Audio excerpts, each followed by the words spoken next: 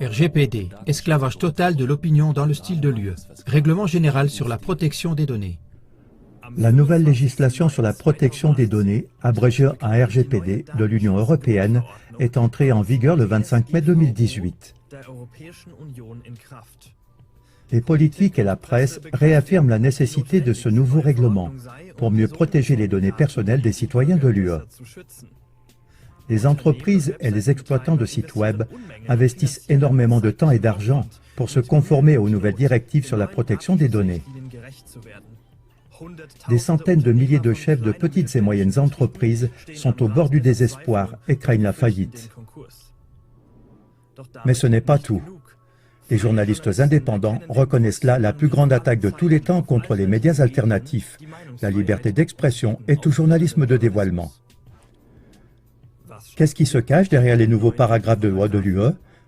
S'agit-il vraiment d'une plus grande transparence pour les citoyens? Ou des objectifs complètement différents sont-ils dissimulés derrière la marée vaguement formulée des règlements de l'UE? Avec cette émission, CLA TV apporte la lumière dans l'obscurité. Nous donnons la parole à des pointures comme Oliver Yannick, Joe Conrad, Michael Vogt, Dirk Müller et Ivo Zazek. Restez à l'écoute. Jamais auparavant les pays d'Europe n'ont été aussi proches de l'esclavage total de l'opinion, et ce, alors que les gens se vantent d'avoir acquis de nouvelles sécurités. RGPD. Comment le règlement de l'UE sur la protection des données nous est présenté? Le RGPD contient 99 articles. Sur 180 pages, soit environ 50 000 mots. Les lois sur la protection des données dans l'UE doivent être harmonisées. Le Parlement européen annonce que les lois sur la protection des données des différents États membres ne sont plus à jour et que le RGPD accorde désormais aux citoyens de l'UE des droits d'une grande portée. Le RGPD concerne tous ceux qui collectent et traitent les données de leurs utilisateurs. Cela ne concerne pas seulement les entreprises, mais chaque opérateur de site web, par exemple par l'analyse des visiteurs, les formulaires de contact, les bulletins d'information, etc. L'objectif du RGPD est de fortifier la sphère privée et de donner aux citoyens plus de contrôle sur les données personnelles. Chaque citoyen de l'UE doit pouvoir savoir à tout moment si et quelles données sur lui à caractère personnel sont traitées et peut décider dans quelle mesure et par qui elles peuvent être traitées. La personne concernée peut demander que les données inexactes la concernant soient rectifiées ou complétées en conséquence. En outre, elle peut à tout moment demander la suppression de ces données. RGPD. Attaque majeure contre les médias libres. Ce qui, à première vue, semble être un progrès réel, révèle des faits choquants à la suite d'un examen plus approfondi des articles du règlement. À partir du 25 mai 2018, chaque photo publiée et sur laquelle des personnes peuvent être identifiées n'est plus considérée comme une photo, mais comme une collecte de données. Selon le RGPD, ces données ne peuvent être collectées qu'avec l'autorisation préalable des personnes représentées. Qu'est-ce que cela signifie pour les journalistes indépendants ou les médias alternatifs qui veulent publier des informations critiques du système avec des images, des vidéos et du matériel audio sur leur site web? RGPD. Vous aurez du mal à trouver un bon reportage sur ce sujet dans la presse grand public. Je viens juste d'essayer de le faire. C'est presque impossible. Un article de Heise contient la phrase décisive que je vous lis maintenant. À l'avenir, les photos des personnes ne pourront être prises et stockées sans leur consentement que par la presse dite institutionnalisée et par les journalistes et les entreprises qui travaillent pour elle. C'est de ça qu'il s'agit. Vous pouvez menacer n'importe qui avec ça. Vous pouvez bloquer des sites web. C'est évidemment impossible à mettre en œuvre. Quand je prends des photos quelque part en Afrique, il y a toujours quelqu'un sur la photo, ce qui signifie bien sûr aussi que vous ne pouvez plus prendre de photos de vos amis si quelqu'un est en arrière-plan. Maintenant, les avocats disent « Oui, ce n'est pas de ça qu'on parle. » Ben oui, personne ne sait de quoi on parle. Mais nous savons exactement ce que ça veut dire, qu'ils peuvent punir tous ceux qu'ils veulent punir, c'est-à-dire qu'on peut démolir complètement n'importe quel citoyen. Il est question d'amendes pouvant aller jusqu'à 20 millions. Et à la fin, bien sûr, la prison, si par exemple, vous ne payez pas l'amende. Cela signifie qu'avec ce RGPD du 25 mai, tout le monde en Allemagne est criminalisé. Tous ceux qui prennent des photos, donc tout le monde. Qui ne prend pas de photos? Bien sûr, seuls ceux qui ne correspondent pas au système sont mis derrière les barreaux. Ça, nous le savons. Il s'agit d'une loi qui donne le pouvoir de poursuivre à volonté toute personne dans l'UE. La presse institutionnalisée, c'est-à-dire la presse grand public, la presse agréée par l'État, car l'État détermine qui est la presse institutionnalisée. Elle peut donc prendre des photos. Donc, une fois de plus, il n'y a pas de droit égal pour tous, mais un droit à deux vitesses. Le citoyen stupide, le journaliste citoyen, n'a aucun droit. La presse grand public, la presse à mensonge, elle a tous les droits. C'est le coup le plus dur porté aux médias libres depuis que les médias libres existent. RGPD, protection des auteurs au lieu de la protection des données. Les médias du système sont remarquablement discrets à ce sujet. Ils se cachent derrière les articles flous de l'Union européenne et préfèrent les rapports sous forme de possibilités, bien évidemment afin d'éviter les protestations parmi la population. Le 11 mai, le journal allemand en ligne Focus Online a publié le texte suivant sur le RGPD. À qui s'appliquera probablement le RGPD et à qui il ne s'appliquera pas? Les photographes de presse sont probablement exemptés du RGPD. Sinon, il s'applique à presque tous les autres domaines. Le passé récent a montré que les gouvernements et la presse du système craignent à juste titre les images privées en tant que matériel de preuve. Pour ne citer qu'un exemple parmi tant d'autres, l'attaque terroriste du marathon de Boston. Grâce à des comparaisons d'images et à des analyses de films et d'images privées, il a pu être prouvé qu'il s'agissait d'une opération sous faux pavillon.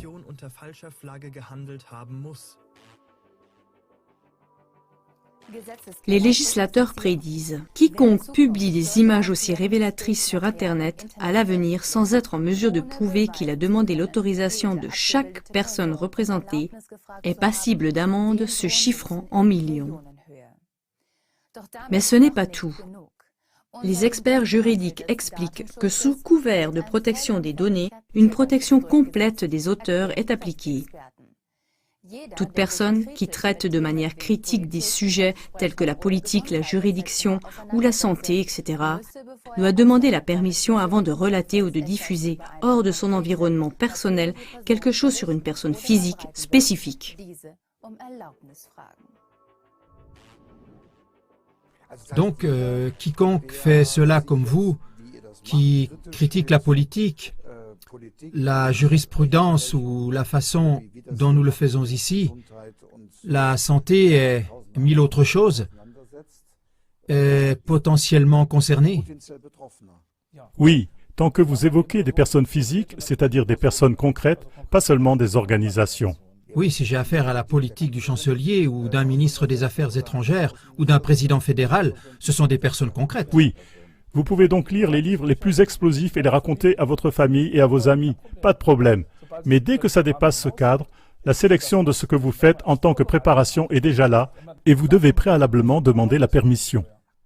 Une révélation au sujet d'un politicien qui a un lien mafieux dans le domaine de la pornographie juvénile ou autre, ce n'est plus possible.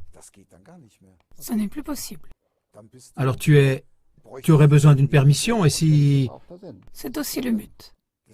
Mais ça veut dire qu'avec chaque alerte lancée, avec chaque forme de révélation, tu es tout de suite dans le piège-mouche. Il y a beaucoup de personnes qui sont touchées.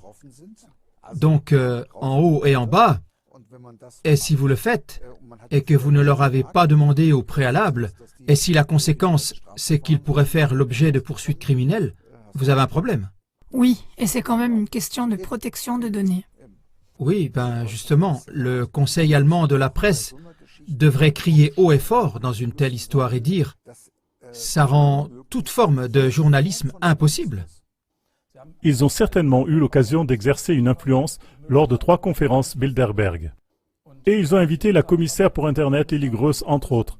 À l'époque, elle était responsable de ce règlement. C'est toujours le commissaire responsable, la commissaire responsable au niveau de l'UE qui fait la première proposition. Et en 2013-2014, les responsabilités avaient changé. La commissaire à la justice en était responsable. Ils l'ont invité aussi, Viviane Reding. Et pour l'aligner, Bilderberg est un peu comme un think tank, mais il ne se voit pas souvent. il s'agit plutôt d'un bureau de coordination, je dirais, où les multinationales ou les think tanks se réunissent et transmettent ensemble leurs souhaits aux politiciens. Franchement, c'est incroyable. RGPD, coup de grâce pour les petites et moyennes entreprises. Des centaines de milliers de chefs de petites et moyennes entreprises sont au bord du désespoir. Ils ne peuvent pas satisfaire aux exigences du RGPD qui est entré en vigueur le 25 mai 2018 et craignent la faillite. Actuellement, 60 000 inspecteurs sont en formation en Allemagne, qui vérifieront le respect de ce RGPD à partir de mai 2018 et sont appelés à imposer des sanctions draconiennes comme moyen de dissuasion. Et ces pénalités draconiennes vont de 4% du chiffre d'affaires brut d'une entreprise à un maximum de 20 millions d'euros. On peut écraser des gens à volonté. Pour le dire autrement, on veut affaiblir encore plus la classe moyenne. Nous savons déjà qu'il sera alors très difficile pour la classe moyenne, c'est-à-dire les commerçants normaux qui ont une entreprise moyenne. Et voici les grandes entreprises internationales qui ont bien sûr de meilleures conditions d'achat et qui un jour vont chasser ces petits commerçants. Ce sera difficile, mais avec ce genre de choses, on peut écraser quelqu'un qui ne vous plaît pas, ou qui est critique, qui pose des questions. Exactement. Par exemple, si maintenant tu gères des données clients, tu dois t'assurer que personne ne peut regarder ton écran. Situation pratique à la maison, dans les entreprises artisanales, c'est souvent la femme qui gère l'ensemble, qui se contente ensuite de rédiger les factures dans le salon, qui crée les lettres publicitaires et agit dans tout le bureau. Maintenant, il y a un visiteur au bureau, ou si c'est dans le salon, il y a une visite, les enfants entrent et maintenant ce règlement sur la protection des données dit « Dorénavant, afin de protéger les droits de la personne, les précautions doivent être prises puisqu'un visiteur pourrait soudainement trouver un dossier, ce qui serait extrêmement dangereux. Il faudrait que tu aies une pièce fermée, où tu devrais pouvoir mettre en place une interdiction d'accès. Et en plus, ils vérifieront d'abord si vous avez crypté vos courriels. Et ça continue. Ensuite, par exemple, que le PC ou l'ordinateur portable doit être mis sous clé la nuit. Les données doivent être stockées en toute sécurité dans un coffre-fort. Un coffre-fort qui résiste au feu.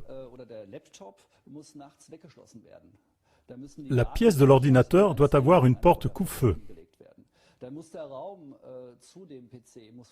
Cela va même si loin que quand tu dis en tant qu'entreprise de taille moyenne. Oh oui, j'ai toujours travaillé avec Uber. C'est une petite entreprise de marketing sympa, qui fait toujours pour moi des lettres publicitaires, les campagnes de Noël, les campagnes d'anniversaire ou les newsletters, quelque chose comme ça. Ensuite, tu dois t'assurer qu'ils respectent la réglementation du RGPD. En pratique, tu es la Stasi pour lui. Tu surveilles s'il travaille dans le sens de l'État. Si ce n'est pas le cas, il faudrait même que tu le leur signales. Et si je ne sais pas et qu'il ne sait pas, alors nous sommes tous les deux... Alors, vous êtes tous les deux foutus. C'est vrai. Incroyable. Donc la protection des données, ce n'est pas pour notre protection, mais tout est dirigé contre nous. Tout ça est dirigé contre nous. Mais ça nous est présenté comme si nous devions protéger les droits de la personne et à quel point tout ça est dangereux. Oui, c'est incroyablement dangereux quand j'envoie une carte d'anniversaire et une lettre publicitaire. C'est incroyablement cruel. Mais si personne ne dit rien, on peut continuer comme ça indéfiniment. RGPD. Les monstres des données sont renforcés dans leur existence. Les petites entreprises ont l'impression qu'avec le RGPD, elles doivent mettre en œuvre des réglementations qui ont été créées pour pouvoir contrôler les grandes entreprises Internet telles que Facebook, Google, Twitter et Co. Est-ce vraiment le cas ou se pourrait-il que la politique de l'UE travaille également à la création de ce nouveau règlement au profit des grandes entreprises sur Internet et qu'elles jouent leur jeu? Lors du dernier forum économique mondial à Davos, les grandes entreprises d'Internet qui ont uni leurs forces ont remis un document au gouvernement. Une offre, un plan directeur, pour qu'à l'avenir, les données soient rendues aux citoyens. L'idée est que le citoyen retrouve la souveraineté sur ses données, qu'il soit lui-même responsable de ces données et qu'elles ne devraient plus être transmises. C'est donc exactement ce qui correspond actuellement aux revendications du public. Exactement ce que ces grandes entreprises à Davos ont remis au gouvernement comme un plan directeur et qu'elles ont publié il y a quelques mois il y a quelques semaines, on peut dire, c'est-à-dire The Known Traveler. Et maintenant, les choses deviennent vraiment passionnantes. Ces entreprises disent que les citoyens aient à nouveau le contrôle sur leurs données. Nul ne peut accéder aux données d'un citoyen à moins que celui-ci ne le permette volontairement et ne les rende disponibles volontairement. Et maintenant, ils ont fait l'offre suivante. Nous prenons en charge le contrôle de sécurité de vos citoyens là où c'est nécessaire, par exemple lors du passage des frontières. Si le citoyen passe la frontière et va entrer dans un autre pays, il a deux possibilités. Faire la queue au guichet 1 ou au guichet 2. Au 1 se trouve un officier aimable avec un ordinateur. Et voilà, vous tendez votre téléphone portable et vous dites « Voici, vous avez un aperçu de mes données, je vous communique mes données. » Et puis, il fait analyser vos données par cette société privée, par ce consortium, par leur intelligence artificielle. La machine lui dit « D'accord, à 95%, pas dangereux. Et on vous souhaite la bienvenue. Vous avez fourni vos données volontairement, vous possédez vos données. Si vous ne voulez pas ça, faites la queue au guichet 2. 2 heures d'attente. Un officier revêche à qui vous allez maintenant expliquer ce que vous avez à cacher. Et si cela durait un peu longtemps, le guichet 2 sera complètement fermé. Il n'y a que le guichet 1. Vous voulez entrer dans le pays. Si vous fournissez vos données volontairement, volontiers. Sinon, vous restez dehors. Mais ce n'est qu'un premier pas. Et c'est déjà dit dans ce document. La prochaine étape sera pour eux de faire ça partout. Vous voulez une police d'assurance, vous voulez un prêt bancaire, etc., etc. Vous pourrez soumettre vos données volontairement, partout où vous ne pourrez plus participer à la vie. Vous avez retrouvé la souveraineté sur vos données. Félicitations. RGPD, ce que vous pouvez faire. Nous résumons. Le nouveau règlement de base de l'Union européenne sur la protection des données, qui est censé donner aux citoyens un plus grand contrôle sur leurs données personnelles, s'avère être un plan directeur sophistiqué pour l'esclavage total de l'opinion en Europe, une attaque majeure contre les médias libres, un instrument efficace pour protéger les auteurs, un acte de destruction contre les petites et moyennes entreprises, et sert à renforcer les plans stratégiques des groupes Internet milliardaires. Et pour finir, sous prétexte de protection des données, nous sommes exposés à un contrôle total, et nous en sommes nous-mêmes responsables. Demandez à la justice véritable et à vos gouvernements de se conformer à l'article 85 du RGPD et de faire respecter le droit à la liberté d'expression et d'information dans votre pays par le biais des lois nationales. Article 85 du RGPD. Les États membres concilient par la loi le droit à la protection des données à caractère personnel au titre du présent règlement et le droit à la liberté d'expression et d'information, y compris le traitement à des fins journalistiques et à des fins d'expression scientifique, artistique ou littéraire. Ce règlement de l'Union européenne est une transgression des compétences de l'Union européenne et doit être invalidé par la justice et les gouvernements au niveau national. Notre appel s'adresse à la justice restante. Il y a encore une justice véritable. Et à la justice restante et à la justice véritable, nous voudrions faire des propositions sur ce qui doit être enfin fait, parce que les moustiques sont chassés partout. Les petits du pays sont punis. Ils reçoivent de grandes amendes pour n'importe quelle petite faute. Mais les plus grands criminels, les bêtes féroces, les plus lourdes, pas les moustiques, vous les laissez sans punition, vous les laissez passer. Plus un crime est grand, moins il est poursuivi. C'est ce que je constate. Et pour finir, sous prétexte de protection des données, nous sommes exposés à un contrôle total. Et nous en sommes nous-mêmes responsables. Et ça ne peut pas continuer comme ça, ça ne peut pas continuer comme ça. Et je dis que c'est votre travail, la justice restante, c'est votre travail de faire le ménage là-haut. C'est votre travail de mettre ça en ordre. Ce n'est pas le travail du peuple. Quand le peuple devient le tribunal populaire, c'est trop tard. Mais je dis que si vous, les bons, si vous ne réglez pas ça à votre niveau, si vous n'assumez pas la responsabilité, alors vous forcez le peuple à ce courage populaire. Ce n'est pas juste, ce n'est pas juste. C'est à vous de nettoyer là-haut, pas à nous. Nous ne faisons pas de révolution.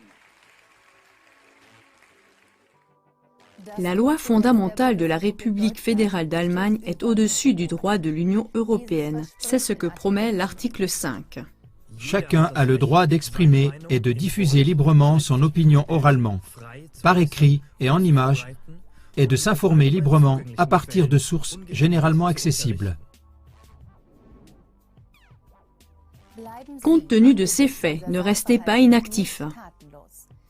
Ne rien faire, c'est être d'accord avec le président de la Commission européenne, Jean-Claude Juncker, qui a expliqué un jour la stratégie de son gouvernement comme suit.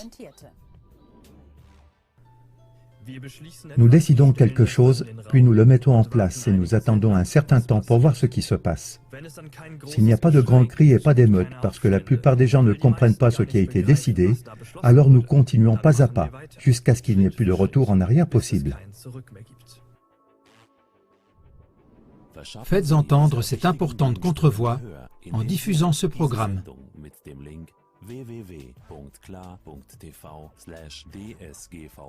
Vous pouvez rester en contact avec nous en vous abonnant à notre newsletter CLA.tv sur www.cla.tv/news.